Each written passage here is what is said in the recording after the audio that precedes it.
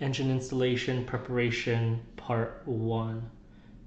My parents were in town this week, and they wanted to help with the build, so they helped me with the next couple of videos actually. Before this video was taken, we padded and cardboarded up parts of the engine bay to protect it from the engine when we drop it in. The primary goal is so that the engine and the transmission don't scratch up the firewall. We also test fit the engine mount.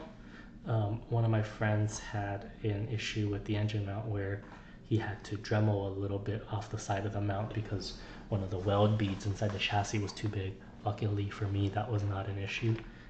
But I did have to drill through the mount holes inside the chassis because there was some extra sheet metal that was blocking the bolts from going all the way through.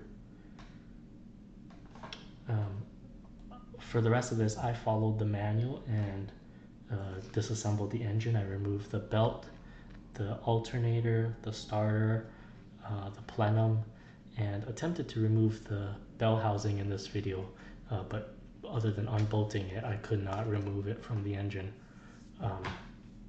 Make sure to take pictures of all the bits before disassembly so you have something to refer to afterwards in case you need it. The alternator, in the manual they have you remove 2 bolts. One of them is front facing. I didn't realize that there was a locking nut behind that bolt, and so I ended up twisting the alternator on this mounting bracket, and so I ended up having to remove the bottom mounting bracket. But if you don't make that mistake like I did, you should be able to just hold the locking nut with a wrench and then unbolting that front bolt. Make sure if you do detach the mounting bracket to install it before you put the engine in, just in case you can't reach those bolts after the engine is in.